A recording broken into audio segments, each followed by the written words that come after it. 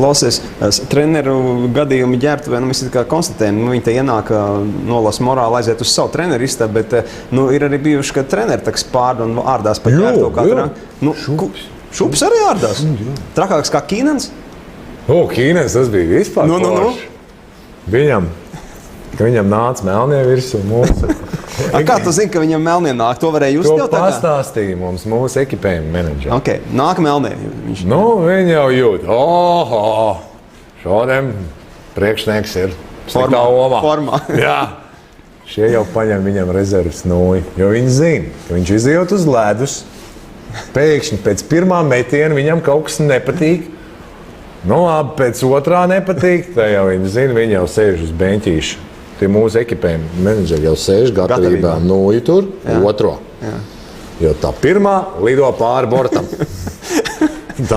Pirmā iemet tribīnēs. Iemet tribīnēs. Un tāpēc tam bļauj pāri visam bortam. Kur mana nūja? Un tie jau stāv gatavi, baigi apmierināt. Sniedz viņam nūju. Bet pats pos bija tas, ka šie jau atkal, būs šodien interesanti. Sēž, negaida, kad viņš tādi metīs to nūju. Pēkšņi tas brīdis pienāk. Bet viņš bija piemirsis, jo tieši bija nomainījušies tie noteikumi, ka aiz stikla, aiz vārtiem bija uzlikts tas siets augšā. Tīkls, jā. Viņš jau nav pārāk ievērojams. Viņš savās dusmās zina no pagrieziena, ka tā nūja met pāri bortam. Un viņš pret to sietu un apakaļ uz ledus. Viņš skatās, nezinu, ko darīt īsti, vai ne? Dusmoties vai smieties, vai ne? Paņem to nūju un vēl vienreiz pārmet pāri. Tad viņam izsniedz atkal otru nūju. Un ienāk vai ģērbtuvē tāds Kīnens? Tu esi sēdējis tumsā pie viņa ģērbtuvē. Tas ir arī viens no stāstiem. Tas ir no stāstiem, ir, to es stāstījis.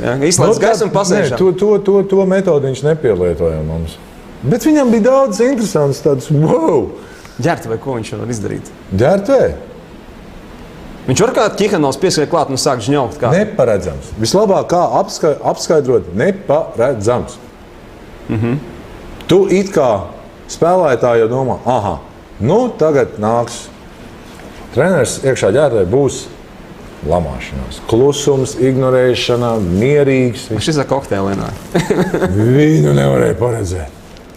It kā viņam jānāk lamājās, viņš atnāk mierīgi. It kā jānāk tur mierīgam, viņš atnāk lamājās. Mēs pat nesaprotam par ko.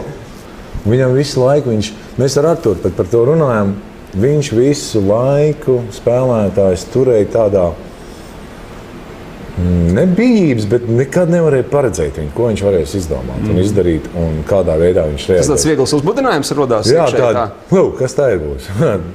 Nekad nebija tā, ka, šoreiz būs visu labi. Jā, bet laikam tāds miera Mika arī nevar būt. Ja? Tur jau arī ģērbtuve guļ. Katram ir savu metodi. Katram ir savu metodi. Es neticu, ka Šuplers ārdās, ka klausies. Šuplers, es nezinu, vai šogad viņš ir tā riktīgi. Jā, šogad mums bija viens salocīts priekšmets. Jā, ir. Tas nav, katru reizi jau tas efekts pazūd. Teiksim, ja katru reizi nāks viņš iekšā un kaut ko lauzīs un šķaidīs, tad pēc 5. reizes jau neviens to nereaģēs uz to. Tā kā, tas tiek izmantots ļoti tādos retos gadījumos. Klau, vai tev ir sanācis piedzīvot, kad ģērbtuvēs hokeja strauda? Jā.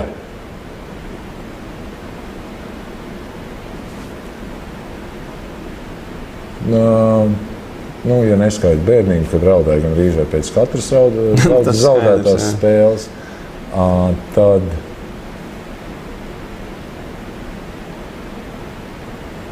pēc tādām spēlēm play-offos, pēc pēdējās spēles zaudēts.